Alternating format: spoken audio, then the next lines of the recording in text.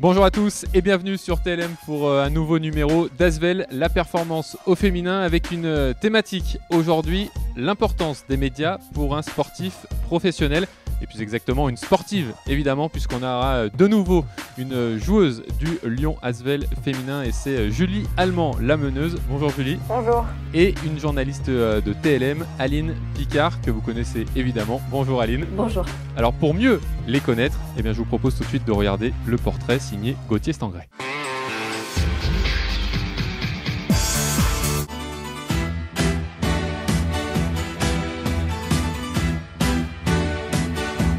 Bonjour, je m'appelle Aline Picard, je suis journaliste pour TLM depuis maintenant 1 an et j'ai 32 ans.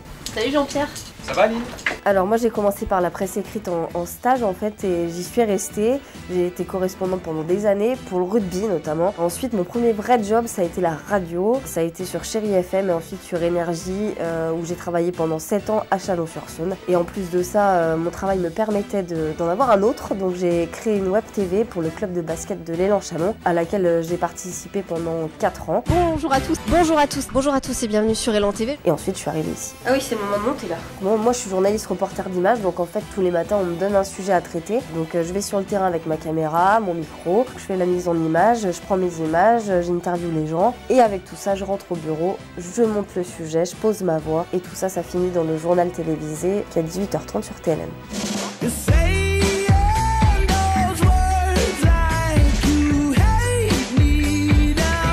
Je m'appelle Julie Allemand, j'ai 22 ans, je suis originaire de Belgique, de Liège plus précisément. Je fais du basket depuis l'âge de 4 ans. C'est ma deuxième saison en fait ici à l'étranger à Lyon. Donc en tant que meneuse, je pense qu'il faut être capable vraiment d'être un patron sur le terrain. Je pense qu'on est vraiment le relais en fait entre le coach et l'équipe. Une meneuse, ce que j'adore, c'est qu'on peut créer pour les autres. On veut que les autres se sentent bien en fait sur le terrain et je pense que c'est ça une force d'être meneuse et c'est ça que j'adore dans ce rôle-là. Il y a toujours quelque chose à faire en plus pour aider l'équipe. L'équipe belge, pour moi, ça veut dire énormément de pouvoir représenter son pays. C'est une satisfaction, c'est un plaisir. Ici, ça fait quelques années que l'équipe belge, elle commence à grandir, à faire des résultats. Il y a vraiment une évolution et je pense que là, il faut continuer sur cette voie-là. Et donc là, par exemple, avec la 4e place au championnat du monde, c'était vraiment un très beau résultat pour la Belgique.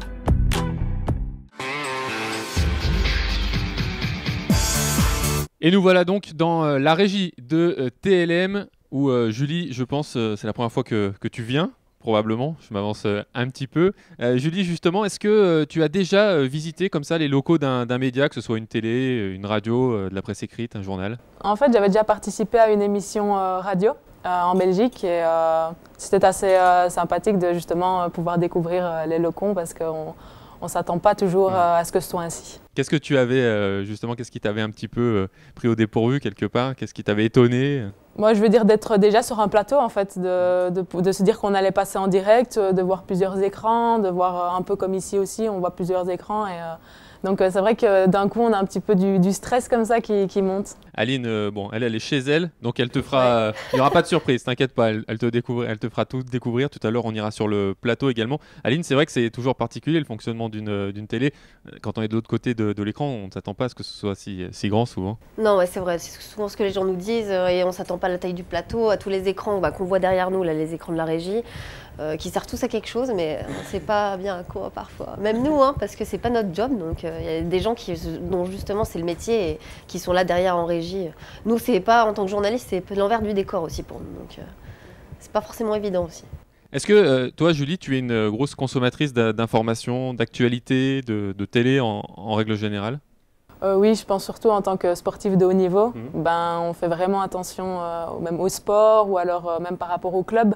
Ou même, je veux dire, je suis fan de plusieurs sportifs, donc c'est sûr que s'il y a un reportage sur certains sportifs, je vais tendance à aller voir. Donc je pense que oui, dès que ce soit à la télé, que ce soit dans les journaux ou autre, je suis quand même assez consommatrice. Et est-ce que tu regardes de façon totalement détachée ou est-ce que tu te mets un peu à la place de la personne dans le sens où tu écoutes un petit peu sa façon de répondre? Est-ce que ça peut t'inspirer aussi en te disant ça, tiens, j'ai remarqué cette réponse, sa façon de répondre, je vais peut-être m'en servir pour plus tard. Est-ce que tu réagis comme ça? Tout à fait, j'essaie vraiment de me mettre à leur place parce que en tant que sportif de haut niveau, je peux me retrouver dans le même cas et donc oui, je pense que c'est très important aussi d'avoir comme ça un peu, c'est aussi une sorte d'apprentissage pour moi de voir ça et de pouvoir justement peut-être dans le futur aussi faire agir de la même manière. On voit beaucoup de joueurs et de joueuses à la télé aussi dans le rôle de consultant là, depuis plusieurs années maintenant. C'est devenu entre guillemets une mode. Est-ce que toi, je sais, tu es jeune, tu as 22 ans, c'est encore très loin à la fin de ta carrière,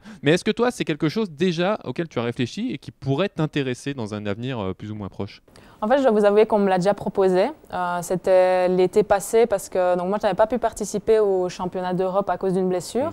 Et en fait, on m'avait proposé de justement, je pense que c'était le match des la petite finale, en fait, d'être consultante. Et c'est vrai que j'avais des occupations, donc ça n'avait pas été possible. Maintenant, je dois quand même avouer que je me trouvais quand même assez jeune pour faire ce genre de choses parce que je pense que c'est quand même rester 1h30 concentré. Je pense qu'il faut être capable de vraiment bien analyser les situations. Donc, je pense que même à l'heure actuelle, je me trouve encore jeune et je pense que j'ai besoin d'encore pas mal de maturité pour être capable de faire ce genre de choses. Ça veut dire oui, mais plus tard. Voilà, tout à fait. Eh bien écoute, moi je vais te proposer de le faire dès maintenant. Tu vas être avec Aline et vous allez commenter un match. Et comme ça, on pourra dire que la première fois que tu as été consultante, Julie, ce sera sur TLM. D'accord. C'est parfait.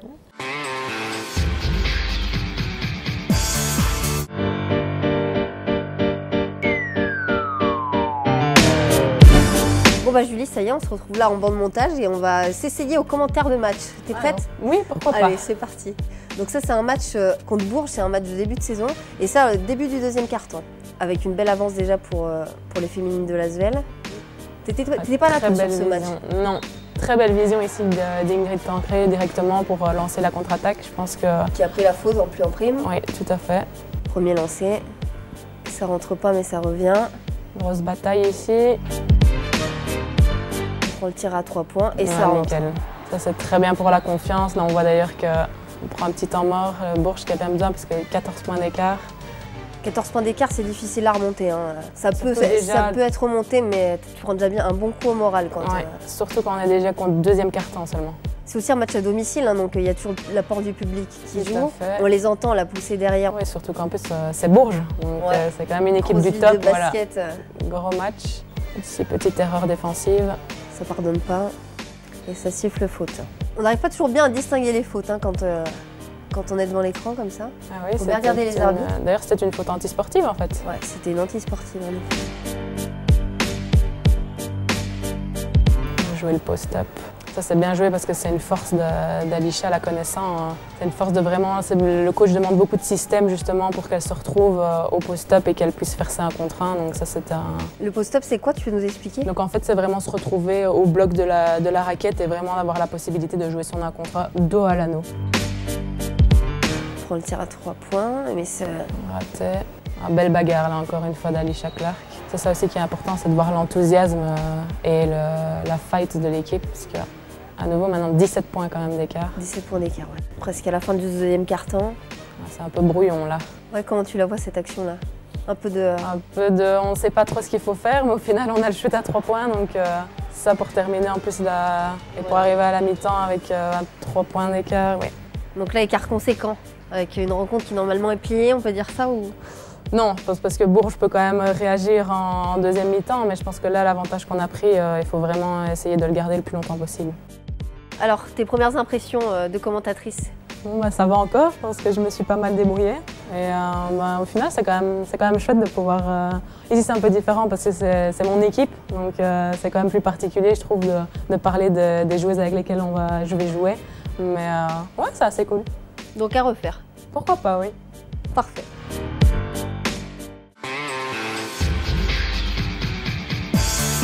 Nous voilà donc pour cette deuxième partie sur le plateau maintenant de TLM, là où sont enregistrées la plupart des émissions. Alors je ne sais pas si on est avec la meneuse de Lyon Asvel féminin ou avec la nouvelle consultante basket de TLM. En tout cas, on est toujours avec Julie Allemand et avec Aline Picard. Julie, de façon générale, comment tu prépares les interviews, que ce soit avant un match, mais quand je dis avant, c'est pas juste avant, ça peut être la veille, l'avant-veille, ce qu'on appelle les points presse d'avant-match, ou après un match. Est-ce que tu le travailles en te mettant un peu en situation, en te disant, j'imagine qu'on va me poser telle et telle question, comment je vais pouvoir y répondre, ou est-ce que tu es très spontané et que tu attends systématiquement le jeu du question-réponse? Je dirais qu'en fait, ce sont 2 interviews complètement différentes. Soit on est à froid, soit à chaud. Donc c'est vrai que si je suis à froid, je vais plutôt penser à les possibilités de questions qu'on peut me demander. Maintenant, quand c'est à chaud, en fait, Ce que je fais tout le temps, moi, c'est quand je sais que je vais avoir une interview, je prends 1 minute pour moi et je me refais le match, en fait. Et dans ma tête, je me donne 2-3 points. Parce que c'est vrai que parfois, on te pose une question et en fait, sur le moment même, tu ne sais pas quoi répondre parce que tu ne t'y attends pas ou c'est peut-être trop précis. Et à ce moment-là… Plus la fatigue du match. Voilà, les émotions, peut-être qu'on a perdu. Donc à ce moment-là… Ça ne vous arrive pas souvent cette année, donc ça va? Oui, ça va. On verra. Hein. Mais c'est vrai qu'alors, oui, j'ai 2-3 idées que je peux toujours reglisser au cas où. On a le point de vue de la joueuse, de Julie. C'est intéressant d'avoir aussi le point de vue d'Aline en tant que journaliste. Toi, comment tu sélectionnes les passages, les interviews que tu fais? Parce qu'évidemment, quand tu fais une interview de 3 ou 4 minutes, on ne voit pas l'intégralité ensuite à la télé dans ton reportage. Donc, comment tu sélectionnes un petit peu les parties? Déjà, j'essaie de prendre les parties les plus grand public, entre guillemets, parce que des fois, les sportifs, vous pouvez avoir tendance à avoir un vocabulaire un peu technique et qui ne sont pas forcément compréhensibles du grand public. Donc déjà, j'essaie d'élaguer ça, de garder les discours les plus généraux possibles. Et puis, quand il y a des petites phrases, des petites phrases un peu marrantes. La fameuse punchline. Voilà, la punchline. Parce qu'il y a des gens qui sont quand même assez adeptes des punchlines. Alors ça tu gardes, quoi. Tu sais que tu vas garder ces phrases-là en particulier et que c'est ça qu'on va retenir. Faut pas trop le dire à Julie parce que sinon, elle va faire exprès de répondre à côté pour ne pas être sollicitée après. Mais est-ce que tu en as conscience, ça, Julie, de comment ça se passe? Toi, tu vois évidemment l'interview que tu donnes, mais est-ce que tu sais comment ça se passe après, justement, tout le travail de montage? Non, c'est vrai qu'on s'en rend pas compte. Et c'est vrai que nous, une fois qu'on a donné notre interview, on se dit c'est pas vraiment notre boulot non plus, quoi, parce que nous, on a fait notre part du boulot. Et donc, c'est vrai que c'est intéressant aussi de voir comment des fois, on garde des morceaux que vous auriez pas aimé qu'on garde. Tout à fait. Ça arrive. C'est vrai. Souvent, on nous fait des retours après, mais pourquoi vous avez gardé ça? Ouais, mais vous l'avez dit, donc finalement, tout le reste, on enlève, mais on garde la partie peut-être un peu croustillante. Et parfois, ça plaît pas trop. Il y a des fois des gens qui viennent nous voir en nous disant bon, cette partie-là, je suis pas forcément fière, mais le truc, c'est que ça a été dit et que ça a été enregistré et qu'il y a parfois certains sportifs ou coachs qui ont du mal à comprendre ça, quoi. Quand il y a des caméras qui tournent, elles tournent. Donc, c'est sûr. Après, ça passe en boucle. Mais… Et tout ce qui est enregistré est gardé. Exactement, effectivement. Donc, il faut s'en rappeler, Julie. Voilà pour au moins cette dernière question. Merci beaucoup à toutes les deux. Et quant à nous, on se retrouve très rapidement pour une nouvelle émission de Asvel, la performance au féminin sur TLM. Salut à tous.